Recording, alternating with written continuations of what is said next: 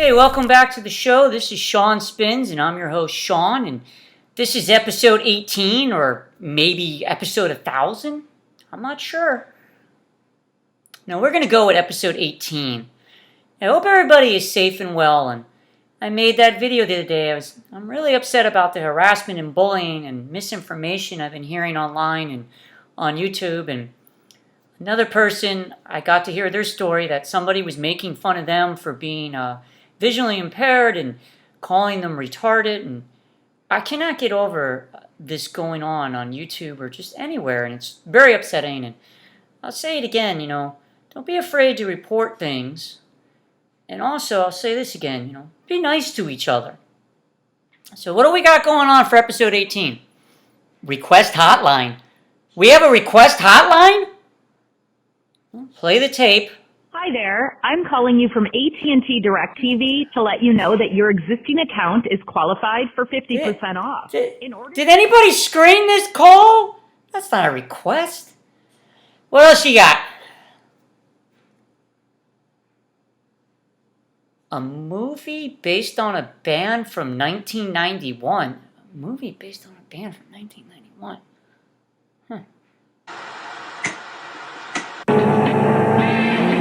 When you meet a girl with a cold heart. Yep, she likes it. You know each other. Oh, yeah. There's only one way to melt it.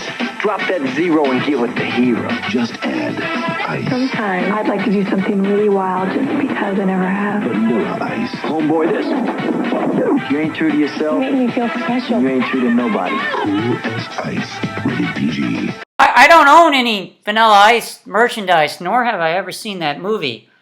I did run into him one time, literally. He was riding a moped towards myself and some friends on the sidewalk. That was dangerous. I don't even know if he noticed us. This is about 20-something years ago, 25, 30 years ago. It's not Vanilla Ice? Well, what is it? I'm going to need another clue. The Doors? All right. Spook anybody, but this is my favorite number. Let's start episode 18.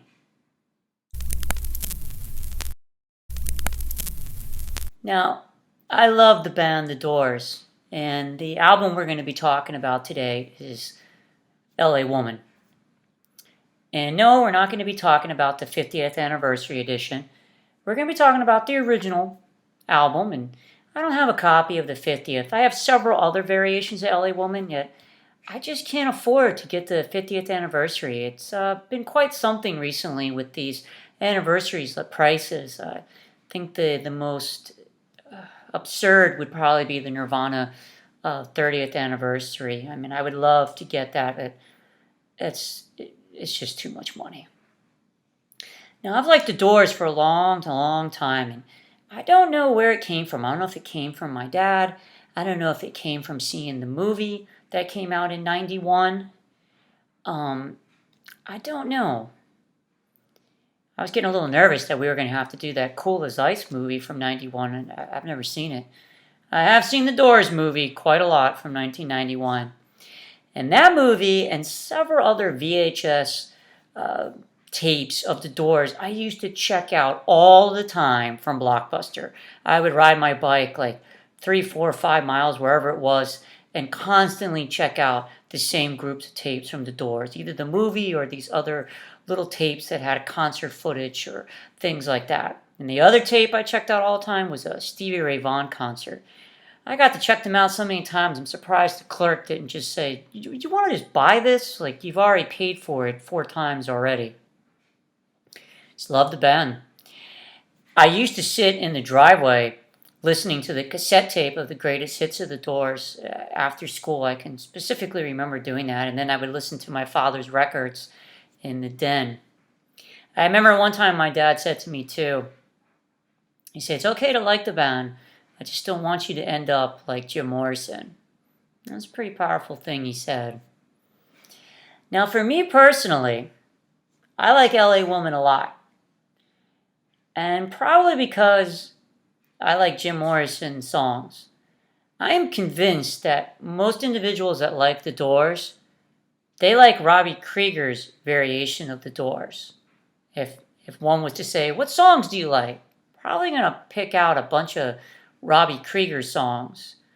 I like Light My Fire. I like Love Me Two Times. I like Touch Me. I like Love Her Madly. Be like, yeah, those are all Robbie Krieger songs. I like Jim Morrison songs, and I know my father does too, and it's probably where I got a lot of my love for the Doors. Even growing up, I used to consistently, for 1, 2, 3, 4, 5 years, I would always wear Doors shirts to school, constantly. Now, Jim Morrison for me was a big reason why I got into poetry. I carried around this book for a long time. I mean, it's pretty torn up for me carrying it around, and I used to carry that around. I used to check out of the library William Blake books, poetry and art, and Nietzsche books. Must have been pretty interesting when I showed up to high school with those books in my book bag and consistently reading them. And said Jim Morrison was a big inspiration for that for me, with writing, poetry, and just being creative that way. Now, L.A.Woman is the last album with Jim Morrison. The band did a few others without him. And they also did one of his poetry that came out in the late 70s. Now, I had American Prayer on cassette tape. And growing up, we had a class in high school where we had to bring in music and talk about it in words of poetry, like what it meant to us. And I remember I met a really good friend of mine that year because he was shocked that I came in with that, and I could care less what people thought that I played part of American Prayer, and it was like 10 or 12 minutes. And I remember he just picked something that was popular on the radio at that time. He picked You Can Be Mine from Guns N' Roses. I think he told me he was afraid people would pick on him if he picked something kind of strange, and he was so impressed that I picked something that I could care less if people made fun of me. So I'm going to get into the variations of L.A.Woman I have. I think I used to have it on cassette tape. Now, I grew up listening to it on my father's record, yet for me, my own first personal copy was this CD. I would say this has to be like a really, really original CD from the 80s. It's got that different feel to the weight of the CD. And then the CD booklet, there's not much going on in it. It's almost like they try to put the bare minimum in here. It does have the graphic from inside the record, but other than that, there's nothing extra. And then it talks a lot about like what CDs are and things like that, which is always interesting. You gotta love the back of it. This recording has been digitally remastered from its original master tapes for superior sound quality by Paul A. Rothchild, Bruce Botnick, and the Doors. It's interesting that Rothchild worked on this. Now, Rothchild was their longtime producer, yet left the band during the production of L.A.Woman. Now, I also have the 40th anniversary CD. A little bit better when it comes to design. It's got more pictures of the band. The band grew a lot at this time, too. You have a rhythm guitar player and a bass player in the studio. Comes with a book, too, with more pictures and lyrics in it. So this is nice. Now, I will say this. The sound quality between the two CDs, this 40th anniversary, sounds a whole lot better than the original one. I wonder if you can even find this original one anymore. Let's go to the record, too. Now, I have my own copy of the record, and I also have my father's copy here now, too. So this one is my copy that I got a long time ago. This is an oldie. Now, you might be saying, Shaun, how do you know this is an oldie and not really necessarily a reprint? Because of this acetate kind of plastic screen in here of the picture of the band.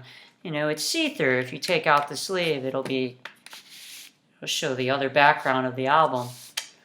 So the yellow here helps it show up. It's got the artwork on the back and the record in here. I've seen individuals sometimes put it the opposite way, that the artwork shows through with the band. So yeah, a lot of times you find reprints that this acetate is not here. Here's with the artwork there. Looks kind of strange. I love the rounded corners on the original record. And I kind of wish this CD did that. Let's switch this record back. It looks so strange with the artwork showing instead of the yellow background. Well, let's get into a little bit about the album and why I like it so much. So here is an image of the Doors. You have Jim Morrison on vocals, Ray Manzarek on organ, piano, Robbie Krieger on guitar, and John Densmore on drums. And now, one of the interesting things about the Doors, like I was saying earlier, I feel most people like Robbie Krieger's songs. And the other thing interesting about the Doors, I feel as though like the main part of the band is a jazz band.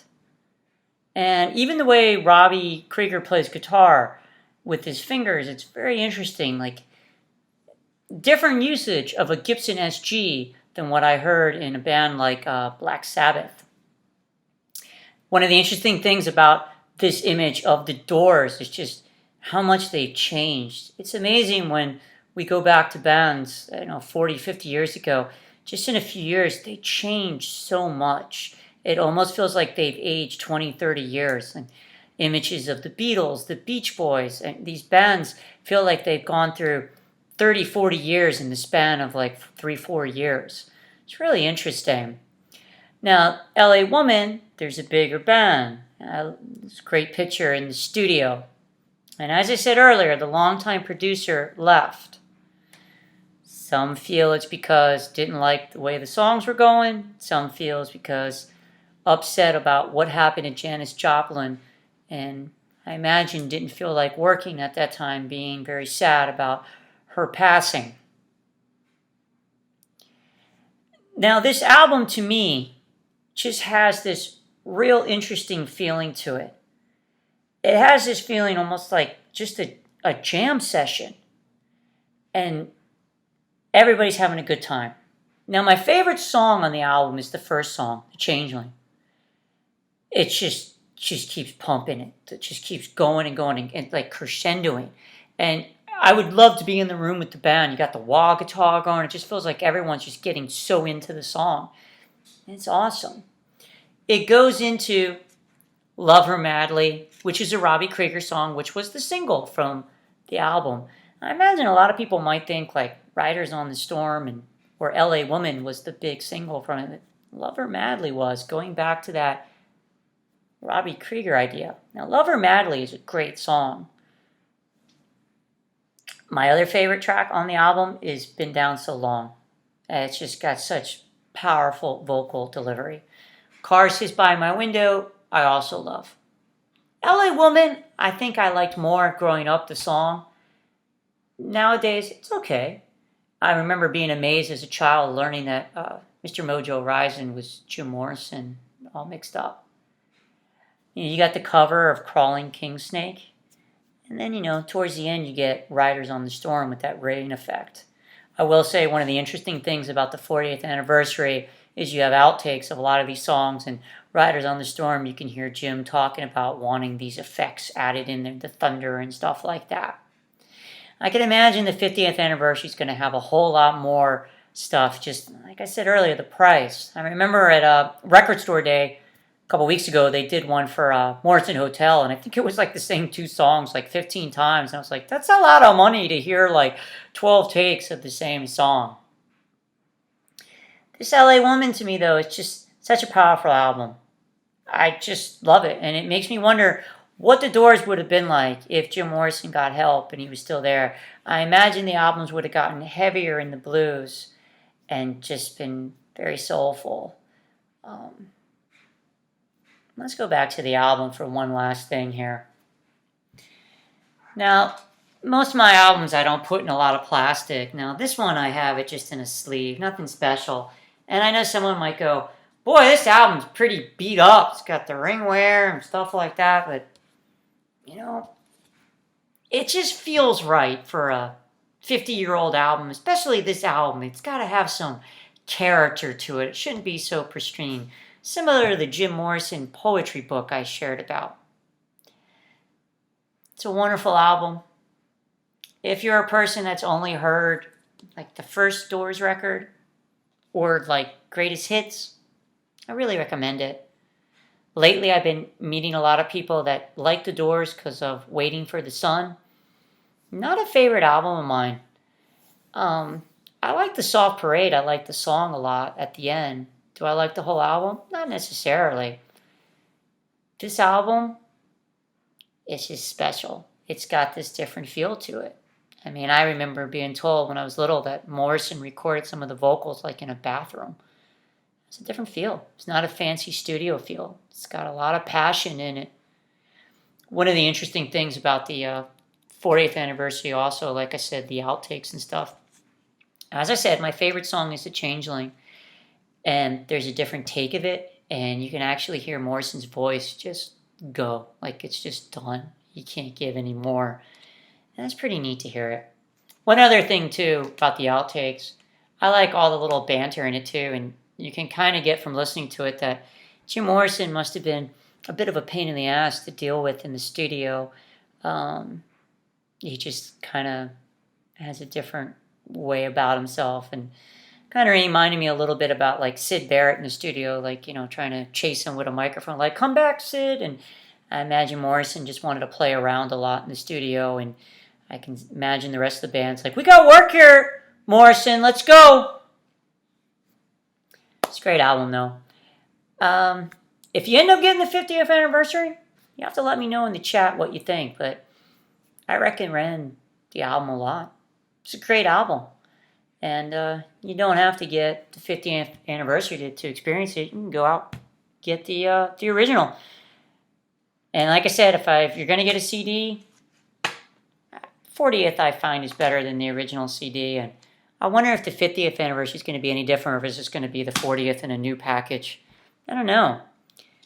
Get a chance, though. Give it a listen. I think it'll change your mind on the Doors if you've been a Doors person that likes like Light My Fire and a few other of the greatest hits. And this album might change the way you think about the Doors. So until next time, hope everybody's safe and well, and be nice to each other. Brooks? Hey Bruce, are you up there? Yes, I am. Okay, we're gonna do number 8 now. Is the sound any better? Yes. Roll on take 2. One more. The Walking Blues. Whoa.